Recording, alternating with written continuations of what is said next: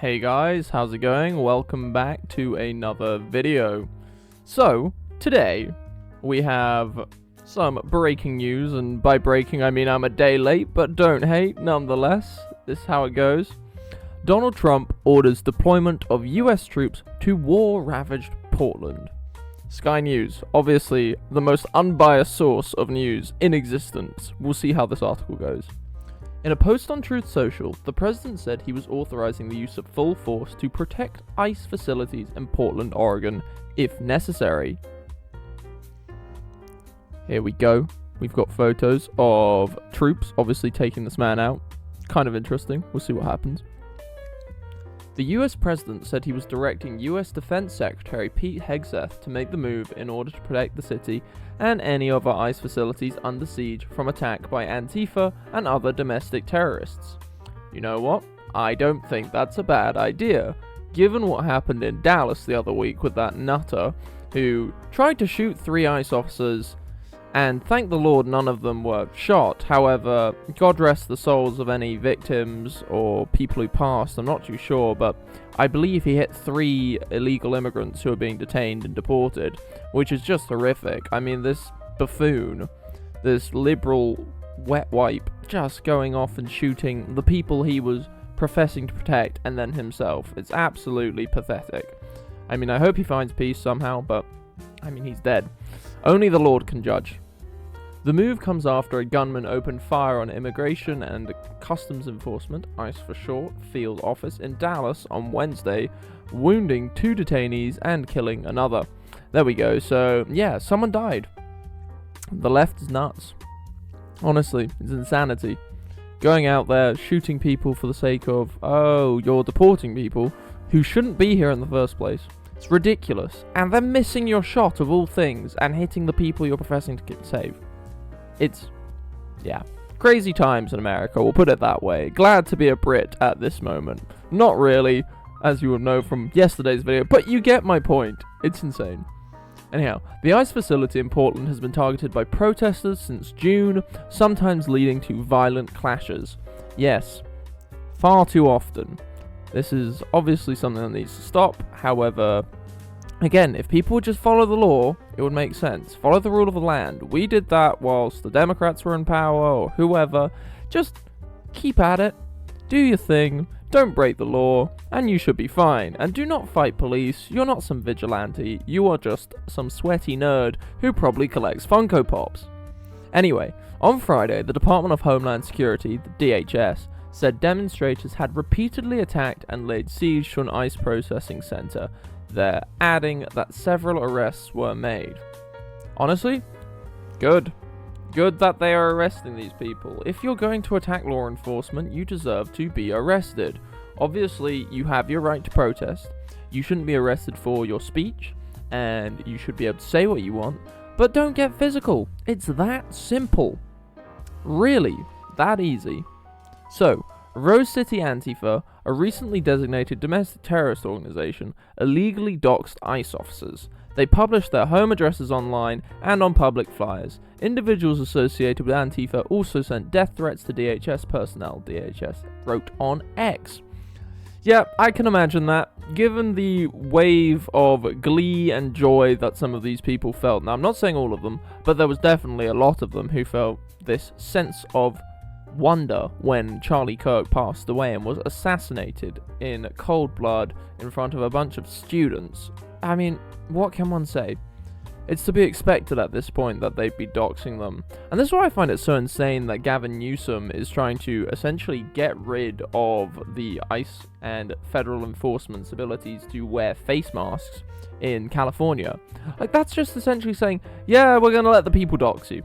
Which is just horrific. It's awful.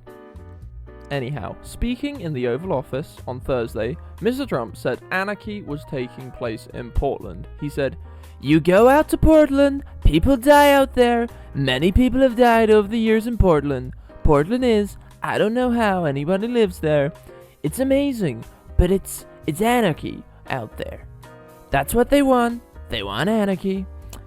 By the way, rate my Trump impression in the comments. Give me a score out of 10. If you don't give me a 10, you are going to be permabanned from this channel. So yeah, give me a 10. Anyhow, in separate comments, Mr. Trump said, people were out of control in Portland and pledged to stop that very soon. Do I think he's going to be able to stop it? I think, given his track record in Washington, potentially. But at the same time, I feel like there's just a lot of violent crime, and the Democrats are going to be kicking and screaming constantly and trying to sue him, saying you aren't allowed to do this, which in turn is going to make it a lot more difficult than the Washington situation, given that Washington, essentially, he kind of has free reign to do what he wants because he's the president. But yeah, he doesn't really get that with other states. So, I mean, I guess we'll have to wait and see. Obviously, you can see we've got people protesting against President Trump's immigration policies in Portland. There's some photos, except that's just... Why have they labeled this as people protesting? These are ICE officers. Unless those are protesters, then damn, they're decked out. America be doing things different. ICE agents charged towards protesters in Portland in June. Another Reuters pick. That's from months ago, so kind of irrelevant, but nonetheless. After Mr. Trump's announcements, Oregon's Democratic governor, Tina Kotek, can't trust anyone named Kotek, by the way. I mean, look at Bobby Kotek, or Kotik, whatever, however the heck you say it. Absolute scumbag, don't trust them. She said that she was reaching out to the White House for more information. We have been provided no information on the reason or purpose of any military mission. There is no national security threat in Portland. Our communities are safe and calm, she said. For some reason, I don't particularly believe that. I think we can look at crime statistics and work it out for ourselves, but alas, we move. People be lying, Democrats be lying, Republicans be lying. Where are the Epstein files? These are all the questions that need to be answered, but never will be. Back to the article. Portland's mayor, Keith Wilson, said in a statement that the number of necessary troops is 0 in Portland and any other American city. I mean, that's just a blanket false statement right there. We saw the effects of troop in Washington. The crimes went down dramatically. Why would you refuse this, though? That is my question. Why would you self-sabotage? These people hate Donald Trump so much that they are willing to let innocent civilians essentially be robbed, murdered, butchered, graped, if we're going to say that word on YouTube. I don't think I'm allowed to, but yeah, it's awful. People need to realize that if support is being offered, take it. Why not? Don't have a hate boner for the man. It makes no sense. So, Republicans supported the move. U.S. Labor Secretary Lori Chavez DeRima, who previously served as a Republican House representative for an Oregon district, said she had seen how lawlessness had turned Portland into a crime-ridden war zone. Yeah, I can imagine that. In a post on X, she thanked Mr. Trump for taking action to keep our ICE facilities protected and make America great again.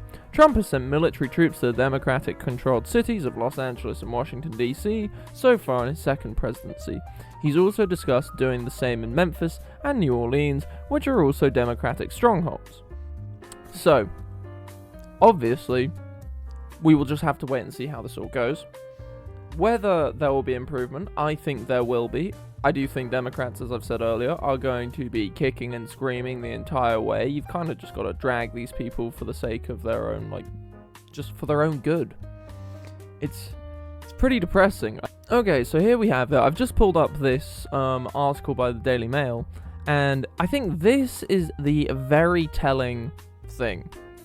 The very telling fact of the matter is that homicides in Portland have skyrocketed since 2016. Admittedly, this is when Trump got in. So is it out of reaction and spite towards Donald? Who knows? Is it out of economic factors? That could be possible. COVID. See, that surprises me that it was that high in COVID when people were supposed to be indoors. I don't know what laws in Oregon were like, but I'm presuming being a Democrat city, weren't that lax. And you probably had to mask up and stay inside. But obviously the criminals ignore this kind of stuff because criminals are always going to commit crime when they can and when they please. As, yeah, they don't really have perception of the wider scope and how their actions affect others. Or they simply don't care if they do. So, yeah, I think we'll leave it with this. a giant crime stat map showing the fact that Portland has had increased homicides for years, and I think it's kind of nuts that the Democrats just don't accept help in this situation.